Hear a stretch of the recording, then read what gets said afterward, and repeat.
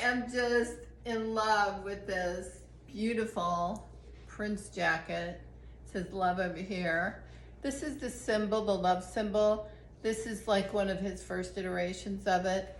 And then if you look on the back, you can see it's a hoodie. And this is, to me, a cool design that they've got on the back here commemorating one of his albums. So I couldn't help it, but I had to get this. When we went to Paisley Park and we took one of the tours, there's 3 different tours you can take at Paisley Park. We took the VIP tour, which is like right in the middle. So you can take the first tour, it's an hour. The VIP tour is 2 hours, and then the third choice is 3 hours.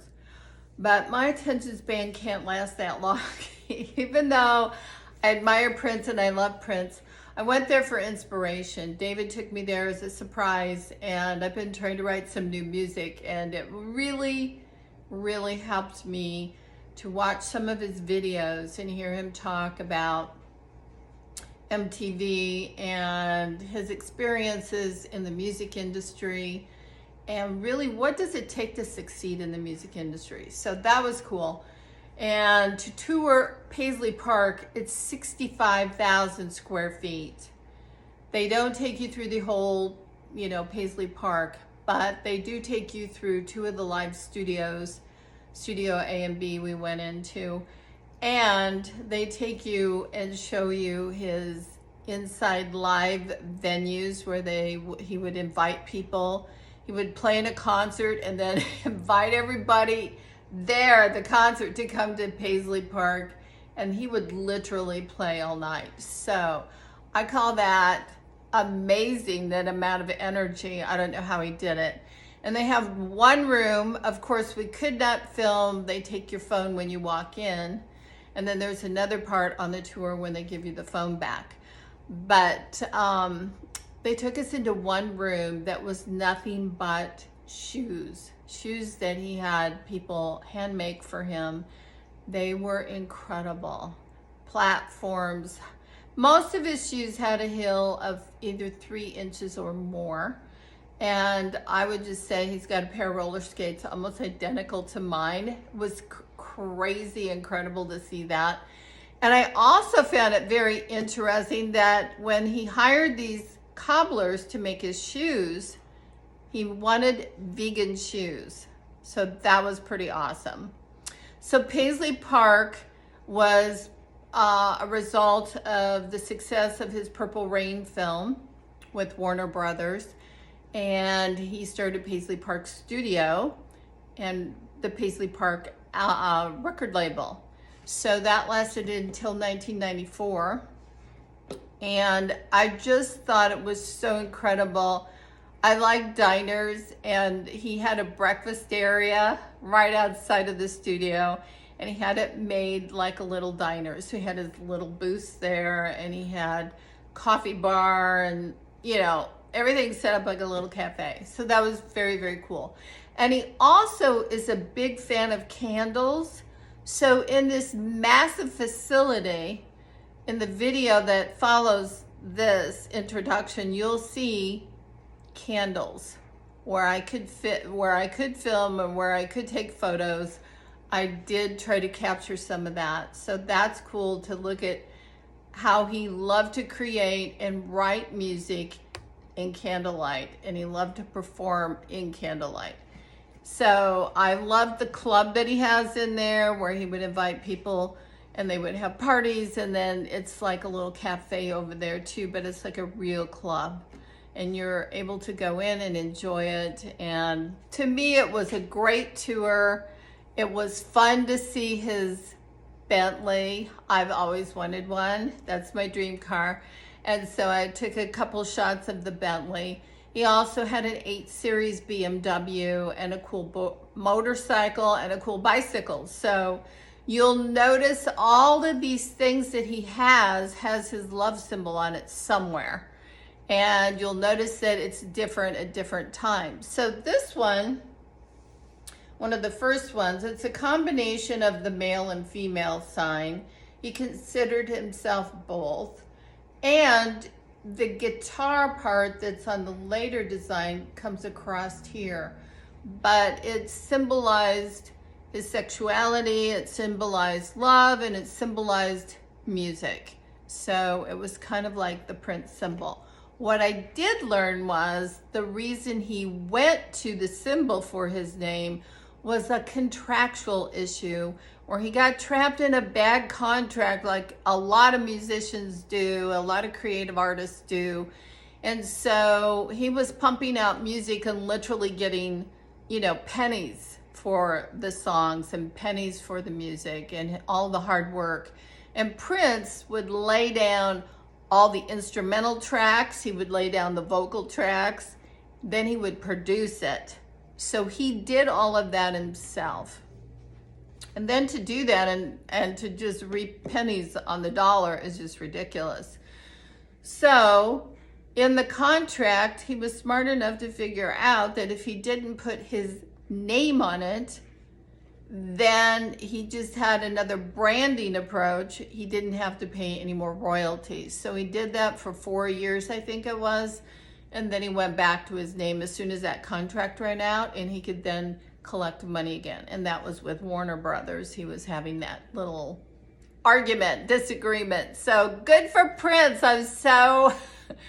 He was a smart man, and he had lots of energy and lots of love. And he loved his fans. So if you remotely even like one song of Prince, Purple Rain, Raspberry Beret, or something, I would highly recommend that if you're up in the Minneapolis, St. Paul area, that you look up Paisley Park and you go there and you take a tour. I was very surprised at all of that he had in Paisley Park. I love his furniture, I love the design. He loved purple. And he even had 2 grand pianos made in purple. Then part of you'll see one of those pianos in one of the photographs, because on the tour, the VIP tour, they'll take your photo for you. So it's right by a great big picture of Prince, and I think this is in Studio A or Studio B, I can't remember which, but it's in one of the studios. I think it's Studio B actually. And then the purple grand piano is right next to it. Totally amazing, beautiful. But he lived in vivid color, and I think he lived a courageous life. He did not talk on the tour, the guide, did not talk one time about any bad relationships in his family with his dad, any of that, which you often see in any documentary or any film that talks about his life. So I thought that was interesting. What they did was they focused on when Paisley Park opened in 2016 in October. He died in April of 2016, and they opened Paisley Park in October. That was pretty amazing. Officially, I think, well, they made the decision to open it in 2016. By 2017, a year later, everything was up and operative. And the same organization that manages Graceland also manages the Paisley Park People Tour. So they do a great job. They know how to handle people. And I think they keep it interesting and fresh and inspiring.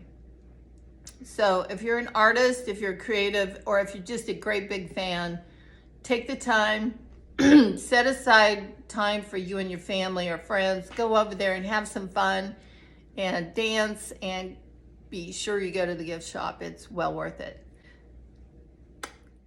Paisley Park on your right. What a sight. Driving up to the gate, we can't wait.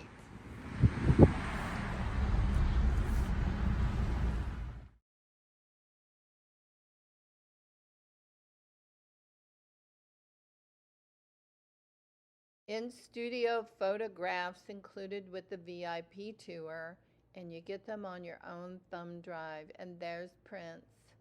His purple piano's in this room. I think this is Studio B.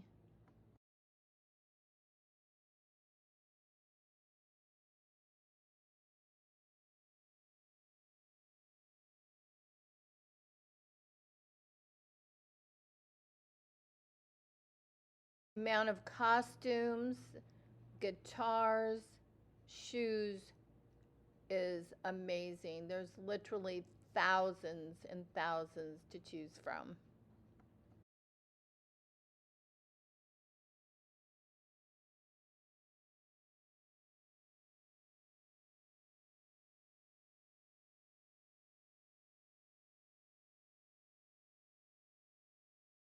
Welcome to Prince's Private Club in Paisley Park, and this is where they served and danced and just enjoyed and partied after many, many concerts. And then these are some of his fine transportation. Here's the Bentley. Isn't it gorgeous?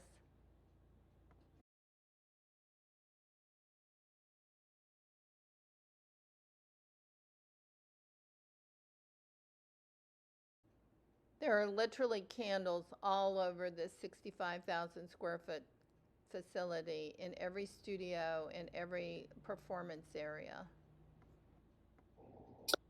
So right off of the cool club that Prince has set up in his Paisley Park studio there, the 65,000 square foot includes this magnificent gift shop. So I just wanted to share some of the items we got.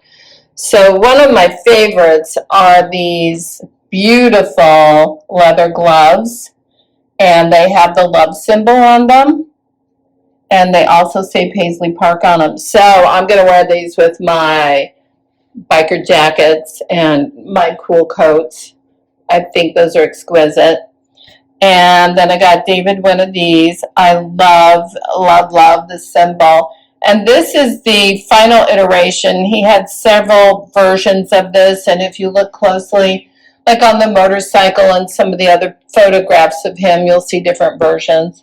This is a real musical tambourine, which I bought, which I will use.